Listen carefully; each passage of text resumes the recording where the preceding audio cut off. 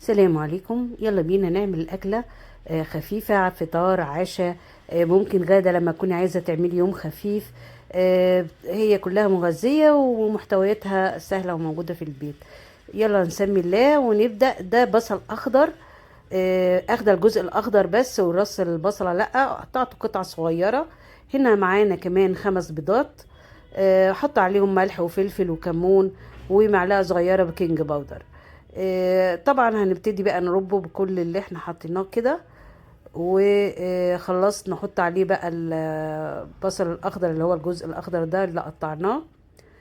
وممكن تستعملي الكرات، يعني كل حاجة خضرة بس مختلفة عن البقدونس والحاجات دي عشان بتدي طعم مختلف.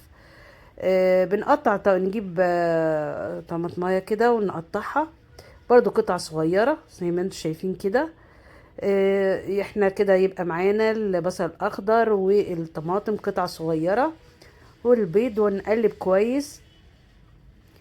بعد كده هنجيب جزرة وبرضو هنبشرها، ودي اختيار يعني، بس هي طبعا كل ما بتحطي الحاجات دي بتزود القيمة الغذائية وبتبقى طعم احلى طبعا. هحط برضو كله. انا دايما بعد كل محتوى بضعه في الاناء على طول بقلب كويس، علشان يفضل الخليط كده والبيض يعني ايه ما يبقاش مكتوم.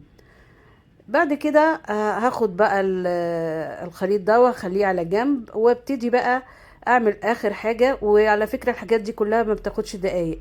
هاتي الطاسة بتاعتك وحط فيها معلقة سمنة او معلقة زبدة، اللي يعجبك يعني، او المتوفر. وهنشريها كلها في الطاسة بتاعتنا. ونبتدي بعد كده نجيب بقى التوست. انا هنا مستخدمة التوست اللي هو الاسمر مش الابيض، عشان طبعا ايه الدقيق الاسمر مستخدم فيه اكتر. هحط يعني عندي الطاسة ما بتاخدش اكتر من 4. بس طبعا بتاخدي الاماكن اللي هي فاضية، ما تسيبيش مكان فاضي عشان البيض لما ينزل يبقى يعني القرص متماسك مع بعضه في القاعدة يعني بتاعته. فهنا في جزء كده ناقص، فهقطع جزء كده وبايدي حتى مش مشكلة، وبتحطيه لان طبعا كل ده هيتحط عليه الخليط. وهنشوف دلوقتي ايه بقى اللي هنعمله. خلاص كده انا خدت الاجزاء دي كلها وحطيت فيها الجزء اللي ناقص بحيث ان كلها تبقى فيها توست. يعني انا هحط الخليط بتاعي على الطبقة اللي موجودة دي. خلاص اتأكدت ان هي تمام التمام. هبتدي بقى اجيب الخليط بتاعي واحطه على طبقة التوست دي، بسيبها طبعا تتحمر شوية كده خفيف، واقوم منزلة عليها الخليط بتاعنا.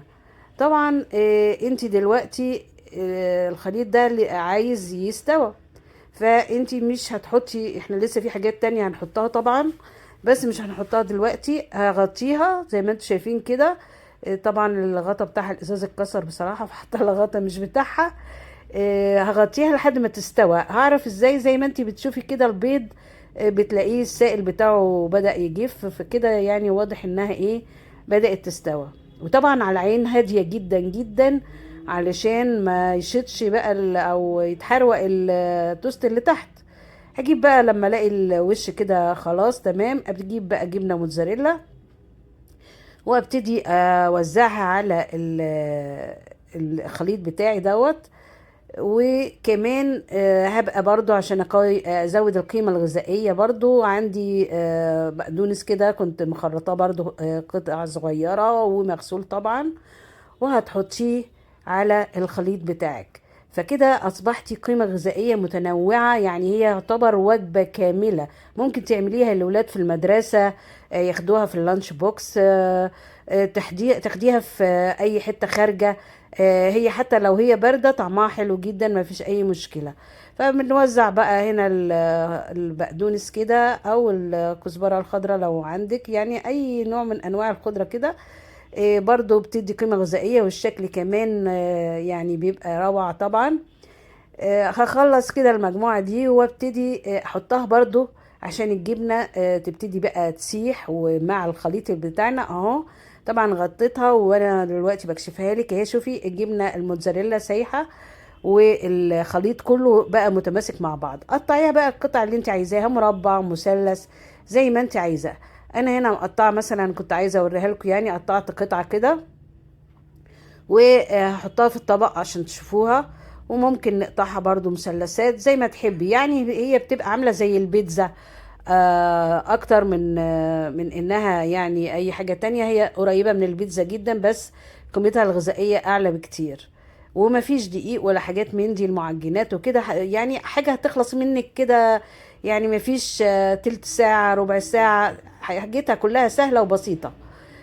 هنا انا جبت بقى مثلث، قطع شريحة كده، بس طبعا ايه مسكت مني شوية فابتدي اطلعها واسلكها كده بالسكينة. انا هنا بوريكي ان هي ما شاء الله قطعة حلوة، يعني القطعة تشبع يعني، وفي نفس الوقت سميكة اهي.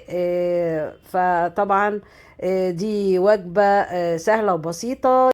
لو عجبك الفيديو يا ريت بقى تعملي لنا تعليق حلو ولايك وشيري لاصحابك عشان الكل يستفيد، وفعلي زر الجرس عشان يوصلك كل الاكلات بتاعتي.